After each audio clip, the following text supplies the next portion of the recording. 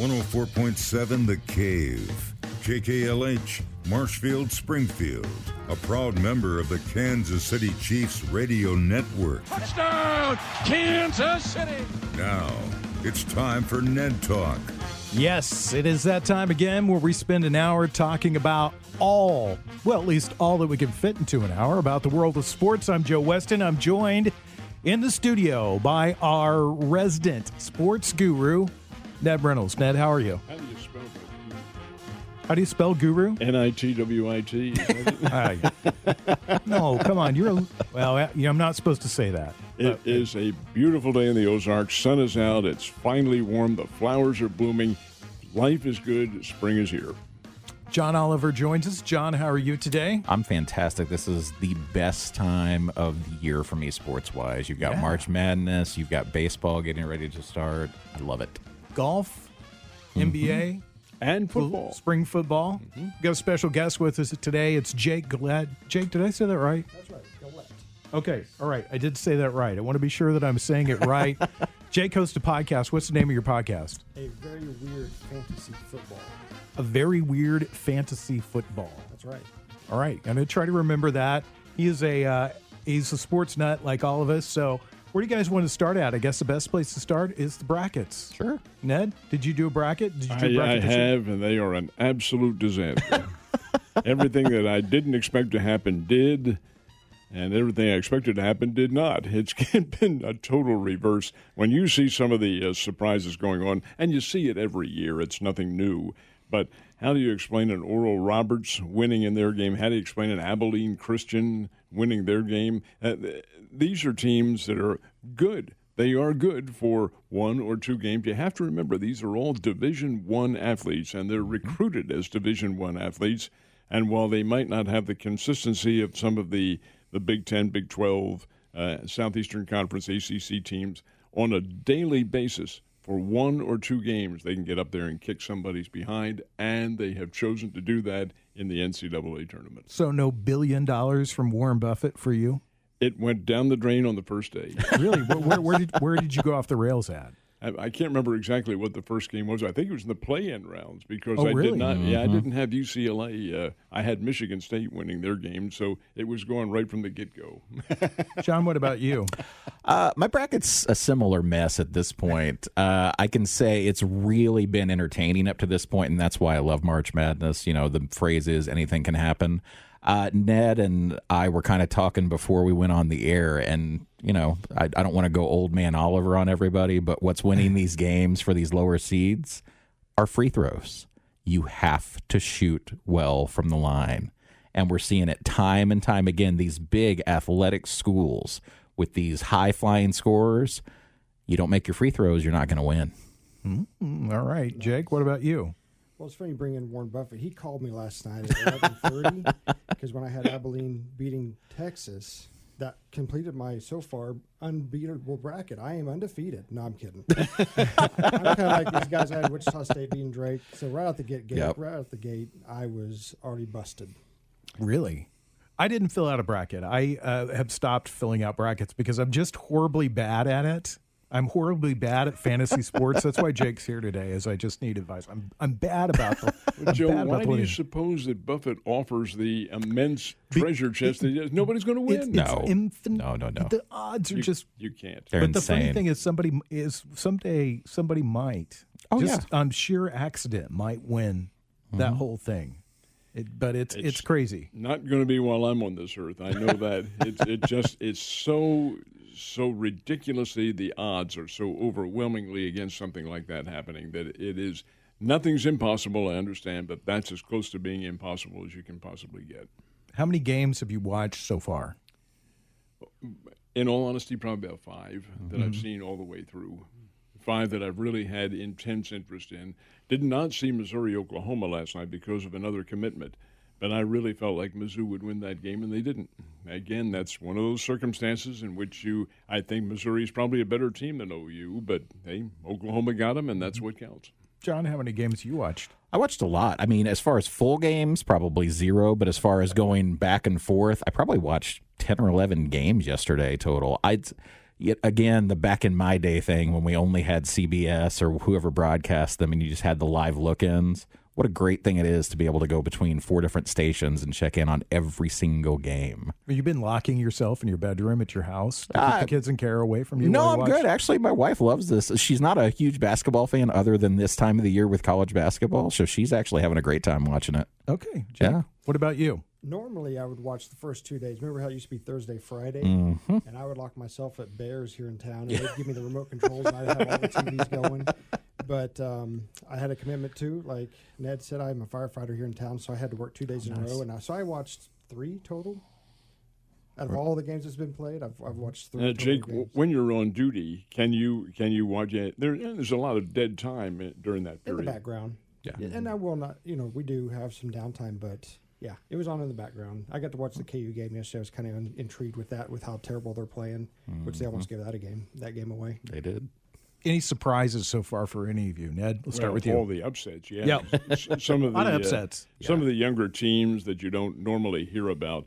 ORU, of course, would have been a Bears opponent and has been in the past, and not really a great team yet. They come up with a win. The Ohio University game, that did not surprise me because Ohio, it comes from the Mid-America, and they play a pretty good level of basketball. They've had some teams that have gone a long way in a lot of tournaments and in a lot of rankings. That didn't surprise me. But Abilene Christian is a virtually new Division I program. Like I think they're 2013 or 2014, somewhere around there. But they're Southland Conference champions. And Southland Conference is pretty good. Bears play Southland Conference teams as Central Arkansas, play them all the time, occasionally as Sam Houston and some of the Incarnate Word and some of those other teams. But the fact of the matter remains that what I said earlier, I think, really remains intact, and that is, are there really any upsets at this time of the year? Now, you get to the Elite Eight, Sweet 16, Elite Eight, Final Four. Yes, then you have upsets. But in cases like this where you have 16 games one day and 16 the other, and you have teams that are capable of winning on a given day, like the NFL, anybody can win on a given day, I don't really consider them upsets at all. They can happen. John, what about you? Well, as Ned said, not to call them upsets, but some pleasant surprises. I will say BYU just absolutely never really got in that game with UCLA. UCLA looked fantastic moving the ball, had fantastic interior defense. Ned and I were talking about this too earlier. I actually had Michigan State winning that play-in game, and I had them beating BYU. Well, BYU lost, but unfortunately it was to the other team, so what could you do? But no, as he said, Oral Roberts really impressed me. They've got the nation's leading scorer. I cannot pronounce the young man's name. I listened to it probably 20 times, and I can't get it right. Whippersnapper's name. Yeah, but he's a phenomenal shooter, and then, again, free throws. Just a really good game plan from their coach. John's not 80, by the way. He's younger than Ned. I'm 72. Come on. But he sounds older than Ned. All right, Jake, what about you? Your takeaways so far? I have to agree with these guys. With COVID, it's a little bit different. You've got no fans in the stands. So, when everybody's like, well, where are you going? Where are you favored? There's no favorites this year because, yeah, we have Gonzaga, who's number one. But when you normally have where a team can play somewhat close to their home state or home stadium and have like 5,000 fans in there, that's not happening this year. So the ORU thing really surprised me. Like you said, the leading scorer in the nation. Abilene has one of the best defenses in the nation. They forced 22 turnovers by Texas last night, and Texas had no reason not to win that game. I'm a Big 12 guy, so I've watched all these guys play, and so those are the two ones that really stick out to me: is the ORU game and the Abilene Christian. Being a Big 12 guy, what do you think that Shaka Smart's future is at Texas now after losing a game like that? I was talking to a guy last night. He's a big Texas guy, and he says he's got to go. Ooh, that's tough. And they've got some really good talent that's going to go to the NBA, and it's just kind of like what we're watching right now with Loyola playing Illinois. Like, you got these kids that want to be at the premier club like Illinois, or want to be at Texas, but they got to go play at Texas, or at Abilene Christian, or over here in Loyola, Chicago. So they want to beat this is like their dream is to beat those guys. So any given Sunday, any given game, and these guys showed up and played. And what's really interesting in my mind, Jake, is this transfer portal that exists now. These guys are putting on, some of these players you've never heard of before, putting on a great show. And other coaches, who is that kid? What's his phone number? They can do that sort of thing now. And I don't know whether there's such a thing as tampering in the NCAA or even if anybody pays attention to it. But I can promise you that some of these kids who are excelling at a great level are now being, or at least being on somebody else's radar. Well, Ned, that's funny you say that. Kelvin Sampson yesterday, they were talking about a quote that he had before the game. There was a kid on the other squad they were playing. I don't remember the team's name, but they asked him what he thought about it, and he goes, well, he's welcome here anytime. Don't you just love that? Oh, yeah. There's a subliminal right there. And Kelvin Sampson is the perfect individual. Yes, he is. He'll be fine for that comment, I'm sure. Oh, I'm sure. You're listening to Ned Talk on 104.7 The Cave, your local live sports talk show. Bracket, we've covered it. Let's talk about some NFL news that's going on right now that's big. We'll start with I think kind of an interesting story on many different levels, and I want to get your take on it, Ned. If I can talk, specifically thought of you when this story came up this week about Deshaun Watson. I'll say up front, I find it interesting that he's got all this, shall we say, smoke, but this never appeared when he was playing or said that he wanted to be in Houston, and now that he says that he wants out, now there's a lot of shade. What's your thoughts? Well, he's one of these guys who has gone to the books and maybe watched television and seen what some of these other athletes can kind of absorb from making a lot of noise. And you're right, Deshaun Watson is not that sort of person, but he has made this. I'm not so sure he's going to go. You know, the Texans have to come up with some kind of a deal if that's the case, and they're going to want an awful lot for him. By the same token, they can also sweeten the pot in Houston and have him stay around. I'm not so sure he is going to leave, just as I'm not so sure that Russell Wilson is not going to leave Seattle. I think he might, and it may be, and you're going to probably get into this too in a few seconds, but about the Chicago Bears, they're not done yet with him. That could happen. Okay. John, your thoughts on Deshaun Watson? On Deshaun, I will say he's been in a bad situation for a while. Obviously, the coaching, the general manager situation there last year was horrid for him. However, I'm not excusing him of the things he's being accused for, but as Ned kind of mentioned, and you did as well, it's interesting that all of this stuff with 16 was the number I heard yesterday, women coming forward. Where was this before? So it seems to me, I mean, I'd love to check the phone records at the Texans' office and see what calls they've been making, but it almost seems like a sabotage effort to me. Jake, what's your thoughts? I think he needs to call Robert Kraft's attorney. Yeah. That's the first thing that came to my mind. But honestly, you know, and you brought this up a good point. Why this happened back in March of last year? Why now? Why did this just come out? Now, we'll tell you, I find it interesting. There was apparently some apologetic texts. But Deshaun also was scrolling Instagram to see what these ladies look like. This is kind of because he was DMing, which means direct messaging, these girls from Instagram saying, hey, I see you're in the area. I see you're a masseuse. So he had when you go to a massage therapist for the first time, you really don't know what these people look like, and it didn't really matter. But what I'm saying is I feel like there might be a little bit of smoke there because he was able to pick and choose who he wanted, and he is a star. He is an NFL quarterback, top 10. So, but it's going to be interesting here in the next few months what's going to happen with him. And I also read somewhere where some of the leak could have came from a next door neighbor, which was the owner or the GM of the Texans. So the guy's kind of reporting some of this stuff. So it's weird. There's a lot of variables here. I'm interested to hear you say, too, about the allegations being of such lengthy duration. How often does this happen? It's something we see in politics. We see it with individuals who are in the news quite often. When some of these suggestions are made, everybody's jumping on the bandwagon here. We'll see, and I agree with Jake. Something is probably going to happen in the next couple of weeks, but he may not find himself as being he may find himself persona non grata with some of those teams. Exactly. However, I will also be surprised if that does happen. After all, the guy is a football player and a pretty good one. Well, we've seen guys who've obviously done worse, and there's been proof that they've done worse. I mean, video proof. I mean, do we need to go in the whole thing with the Chiefs? Yeah. And they still find a job in the NFL. Yep. If you can produce, they're going to put you out on the field. So that's the thing. That moves us to Russell Wilson, who Russell Wilson, top 3 quarterback in the NFL. You guys think that? You agree? Oh, agree yeah, with that? absolutely. There, sure. Yeah, and he's saying he'd like to get out of Seattle. I heard an interesting story this week I wanted to chat with you about, Ned. And that was the 4 teams that he's chosen. It's the Bears, the Raiders, the Cowboys, and the other team was escaping me right now. No. I can't remember. I can't remember who the 4th team was, but none of them have high draft picks that make it a lucrative trade to get another arm for Seattle. Do you think that maybe that's posturing on Russell Wilson's part, or do you think this is real?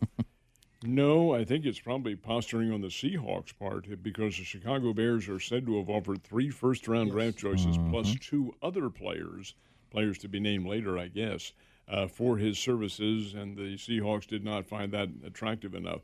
I think probably they're wanting a better deal or the best deal. That's why I say I don't think this thing is done at all. I wouldn't be surprised to see Russell Wilson in another uniform, more than likely the Chicago Bears if that does happen.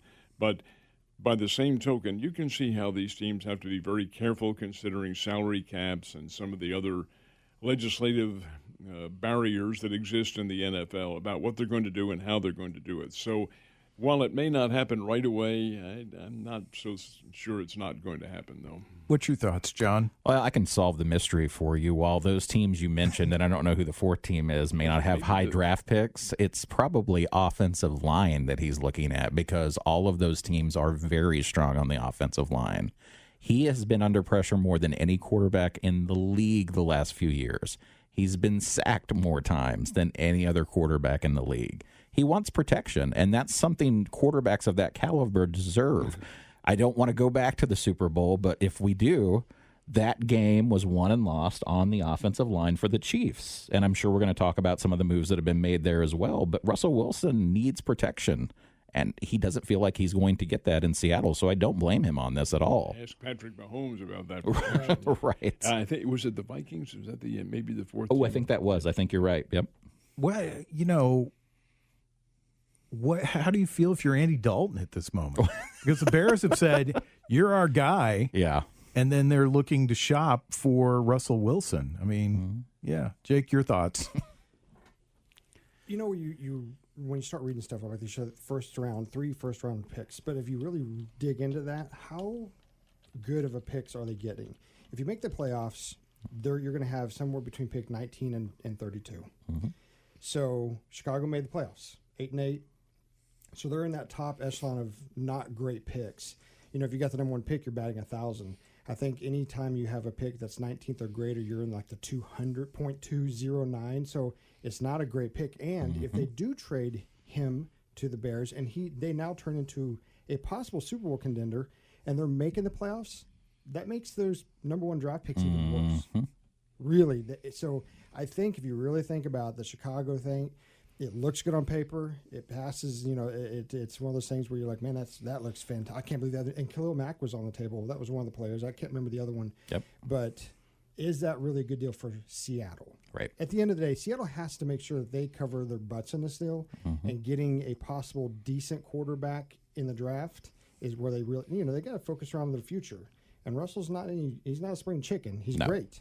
But they've got to look towards the future, and is that really the best thing for them? So the 4th team is an interesting one. It's the Saints. Oh, the Saints. Yeah. Yeah, so that's interesting because I don't think that we've had a decision yet on their quarterback situation yet. Well, it made some deals along the line. I've forgotten who they brought in there, but somebody to take Drew Brees' place. But you're right. QB is probably going to be their chief concern if they want to get back into it. They have the rest of their team basically intact, but in terms of the leader on the field, you have to have that individual out there. I don't know if they've made any concrete moves with somebody. Who'd they get? Well, they have Jameis Winston. Jameis Winston. That's and you got Taysom Hill, and they're saying who's it going to be. I pick Jameis Winston. If I'm going to, I do too.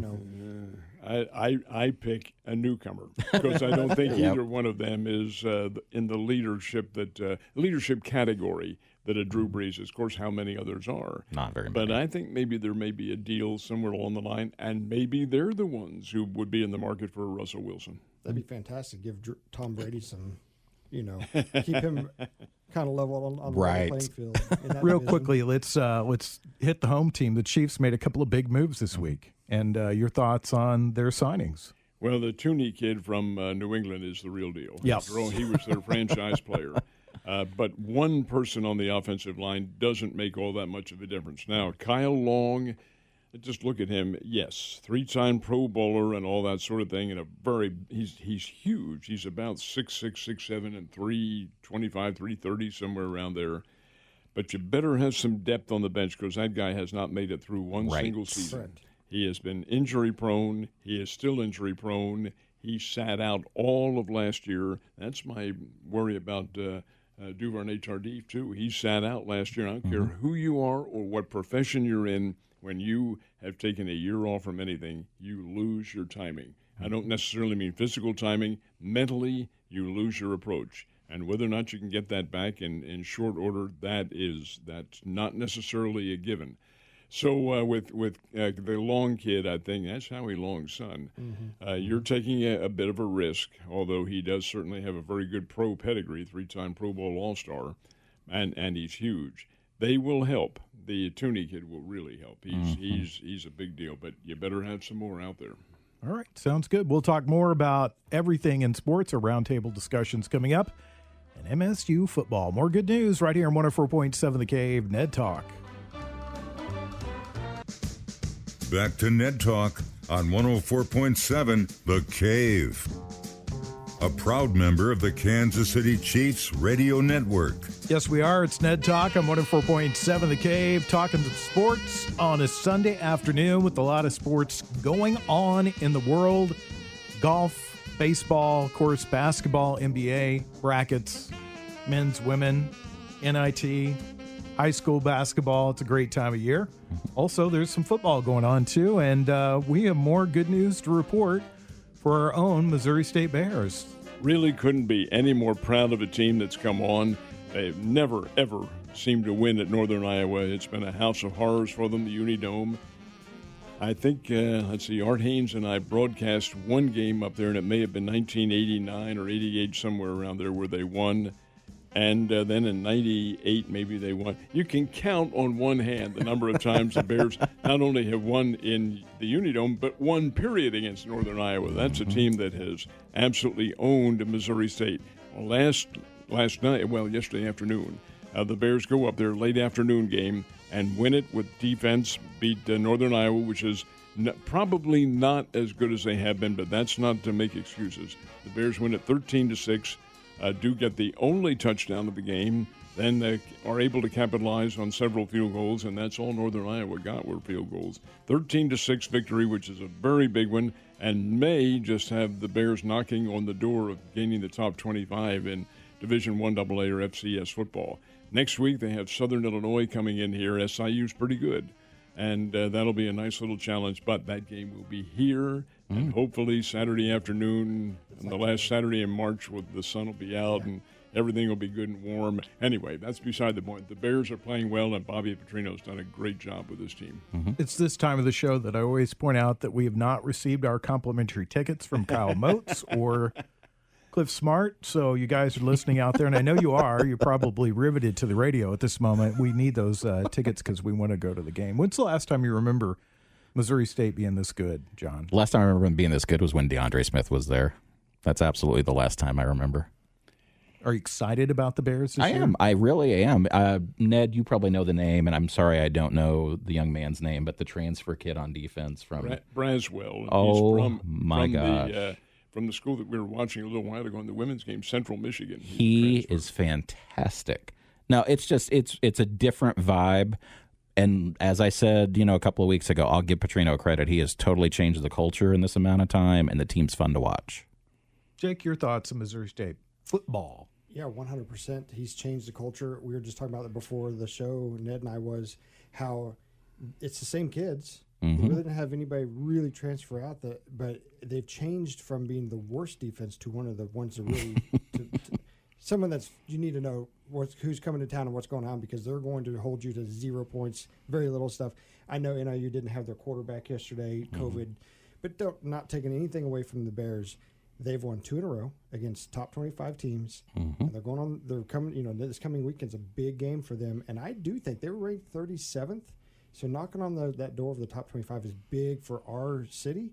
And let's get out there and support them next weekend. Absolutely. Seriously, we need to get out there and put our butts in the seats and yell loud for these guys. I'm glad to hear you say that too, Jake, because that is right. Not just in football, but in all the sports. That used to be where you couldn't get into games. Of course, the stadium was a lot smaller back then, but by the same token, the football was exciting. You mentioned the DeAndre Smith, Jesse Branch era, and the Bears were an exciting triple option team. And of course, you have to have the horses to run the triple option, and the Bears did have them. DeAndre was such a great quarterback. They've actually had some winning teams since then. Under Terry Allen and Randy Ball, there were some winning teams, but they weren't playoff teams. That's why we don't remember them. But they've had representative football. But this team is, and here they are playing. I hope for the only spring, the one and only spring that we'll ever see football, because it just is simply out of our mindset.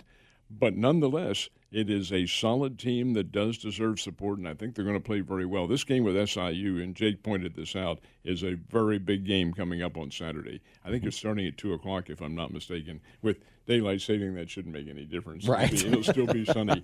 But the fact is that Southern Illinois is a very good football team, and it'll be a good challenge for the Bears. When you pull up the Bears record online, it comes up as being 3-4 because they lost 3 games in the fall session of football. But that's really not indicative of the way they're playing right now. They're actually 3-1 in the spring session, and they lost to perennial national championship power. This is the only game that they've lost so far, and they've taken on, like you said, some very good teams, and they played them very tight, and they've won some games. And North Dakota State, while they had one slump against Southern Illinois, in which they got blown out 38-14, I think that may have been an anomaly. They come here the next week, shut out the Bears, shut them out 25-0, and have won since then, including yesterday, where they beat the top team in the Valley, North Dakota, their arch rival from Grand Forks, and beat them up pretty good.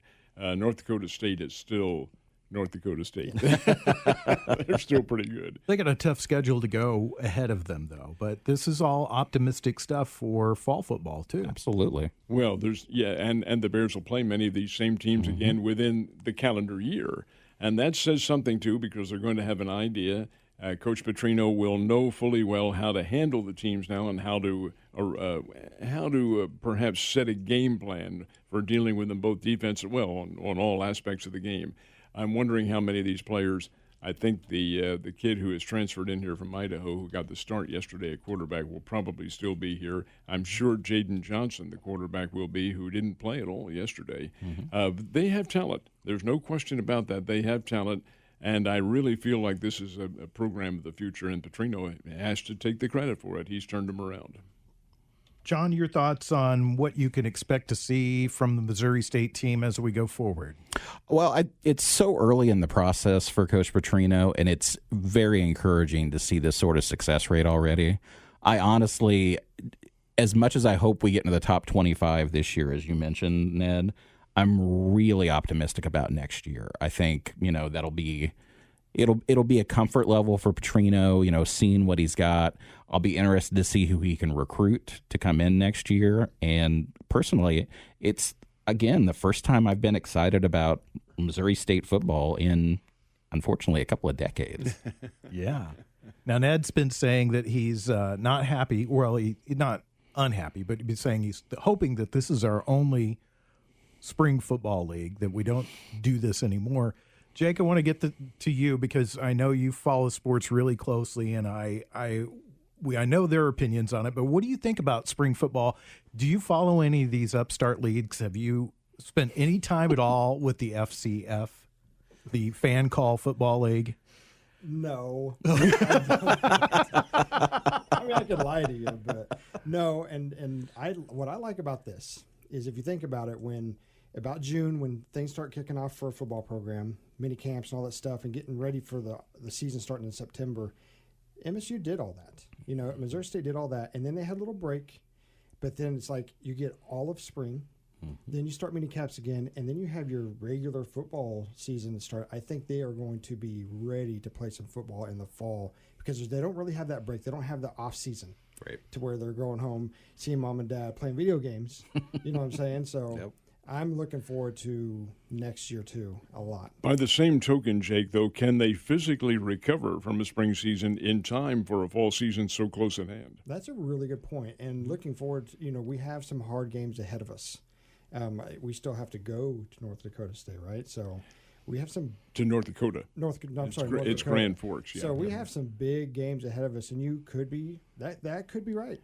Well, we asked that question to Coach Petrino a couple of weeks ago, and I said, let's just say the season ends in late April. Maybe they make the first round of the playoffs or second round or whatever, and it ends in late April, maybe even early May. Will your team be ready for Oklahoma State on September 4th? Because the game is already on the schedule for both schools September 4th. And Petrino's answer was very terse. We'll be there. And I loved it. I thought that's great.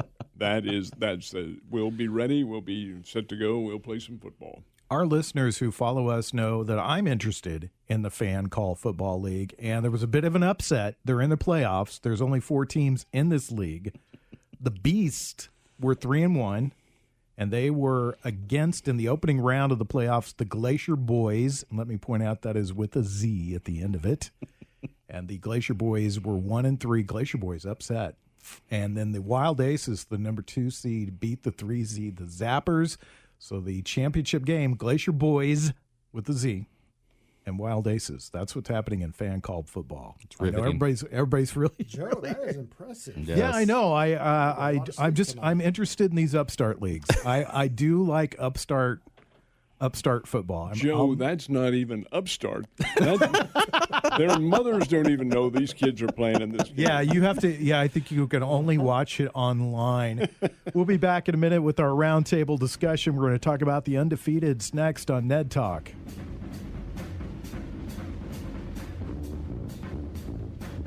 Back to Ned Talk on 104.7 The Cave, a proud member of the Kansas City Chiefs radio network. We're back on Ned Talk on 104.7 The Cave. We are watching some basketball. Upset alert going on right now. Loyola Chicago 49 over number 1 seed Illinois 36 with about 10 minutes to go in the game. And our topic, our roundtable discussion that we're going to have today, undefeateds. We have an undefeated team in the nation, Gonzaga, the number 1 seed overall, have a shot of going unbeaten. And first, I guess let's start briefly. Ned, do you think they can do it? At first, I did not, but I'll tell you, they played a Norfolk State team yesterday that is MEAC, a Mid-America or Mid-Atlantic Coast Conference team. And Norfolk State has a little history to them. They upset Mizzou back in 2013 when Frank Haith had taken over the team. So they can play the game, but Gonzaga took them apart. Just absolutely riddled them. And that's a game where you thought maybe a number 1 team not necessarily stumbles, but just doesn't put forth their all and kind of goes, well, not Gonzaga. Mark Few had them out there playing really diligent, tough, hard-nosed basketball. So the answer to your question is they have a shot at going undefeated. Yes, they're a very good basketball team. Are they the greatest basketball team? Are they as good as Bob Knight's Indiana team from 1976? That was a pretty good ball club. Yes, it pretty was. good ball club. But Gonzaga, well, in all honesty, Joe, in my bracket, I had them losing in the championship game, losing to the team that's about to get knocked out of it. Okay. All right. Well, the chips can fall, in the tournament, and then pathways open up. That's what's the interesting thing about the NCAA tournament is that you don't know what your path's going to be. I mean, that first game, but after that, you don't know if you're going to play, a number 8 seed or you're going to play a number 13 seed, and like you said earlier, it could make very little difference. John, your thoughts on the Zags? Can they go all the way? I really think they can. Jake was mentioning something before we got on the air about just the extra passes you see a lot of times with these teams in the tournament. You do not see that with Gonzaga. They pass when needed. If they're right under the basket, you can bet they're going up. One thing I noticed, and Ned, I will say this, The 16 seed hung with them for the first 10 minutes of the first half. And I was like, wow, this is interesting. They actually had the lead at a couple of points. And then it was like a switch was flipped. And I think they scored 15 points the rest of the game. I mean, Gonzaga literally had, I think, 96 or 98 points at the end of that. They can beat you inside. They can beat you mid-range. And every single guy on that team, regardless of height, can hit threes.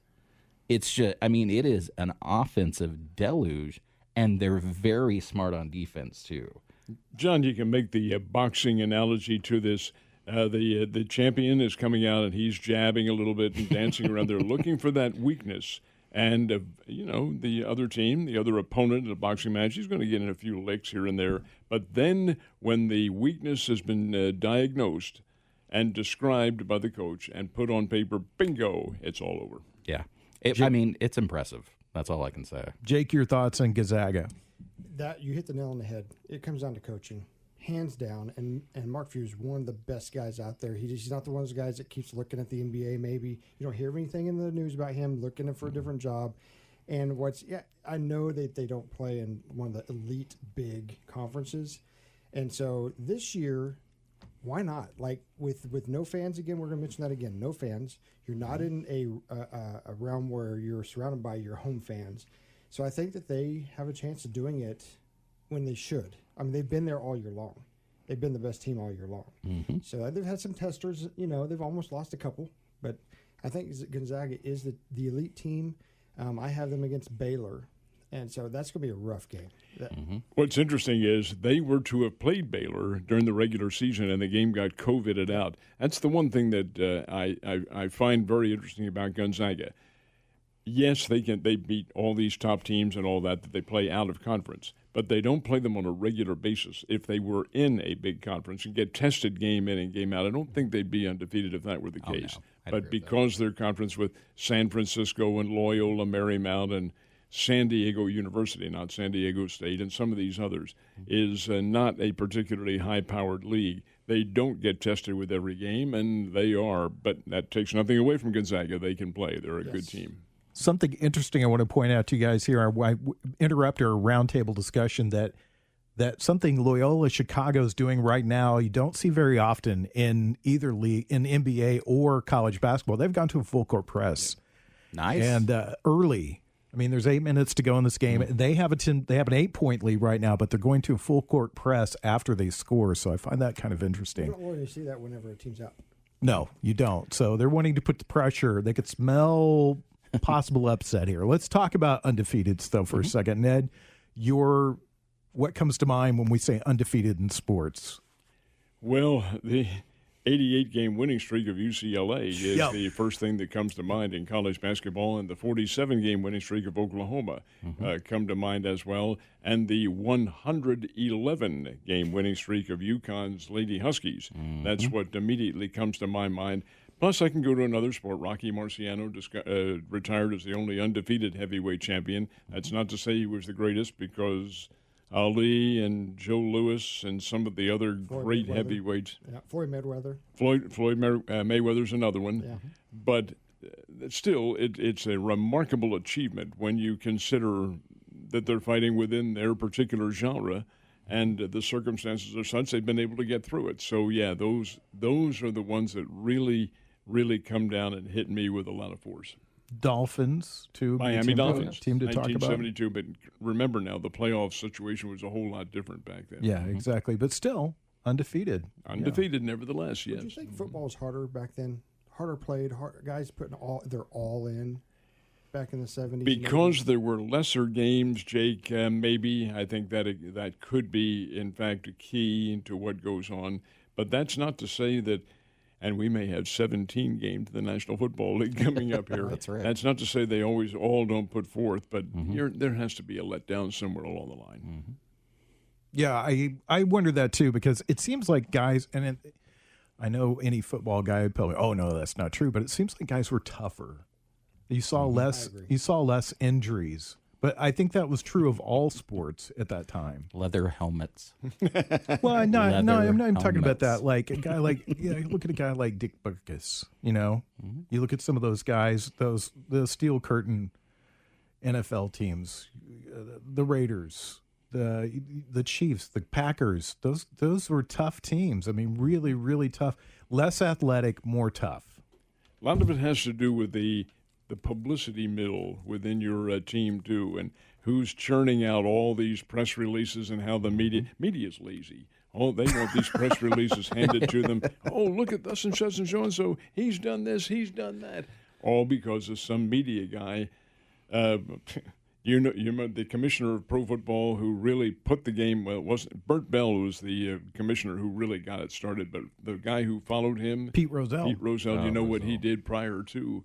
He was a press media guy. He was a media guy for the San Francisco 49ers. He was their PR man, and that groundwork lays itself to why you hear a lot about, especially in the early days. Nowadays, the NFL, of all the leagues in the world, the NFL is the one that markets itself the very best because there is always something going on. They make damn sure there's always something going on. That's right.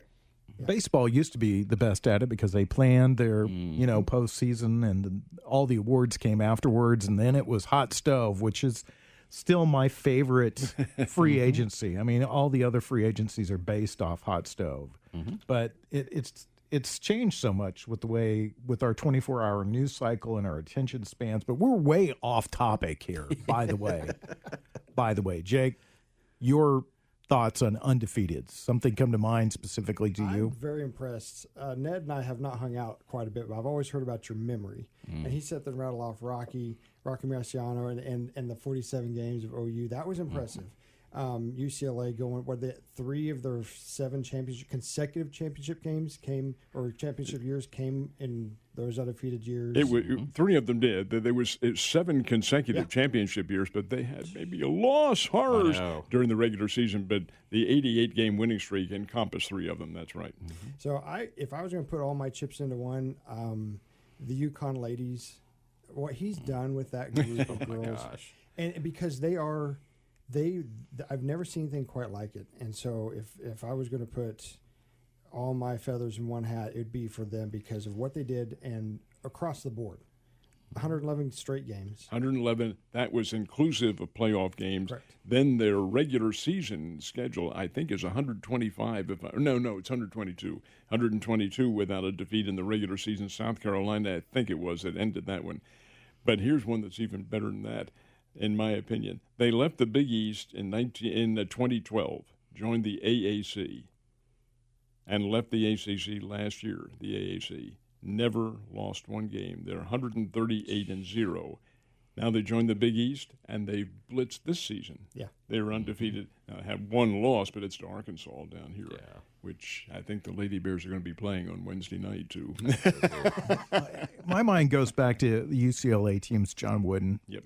Not to diminish Gino Auriemma or the UConn women, but there's just not a great deal of disparity in women's basketball. It's an upper level team, and then it seems like there's 2 or 3 that maybe have a chance to win, and then the rest of the teams are just fodder for those teams. So I think of UCLA, and I think of how great those teams were with Lou Alcindor and with Bill Walton, and how great those teams are. So they weren't the only ones, though. There were a whole lot of other players who were contributing factors on those teams. Yeah, but those guys, those 2 guys are difference makers. They were the 2 stalwarts. But you have to remember, too, that when Alcindor left the team, there was a 1-year difference before Walton came in as a freshman, and they still won. Yep.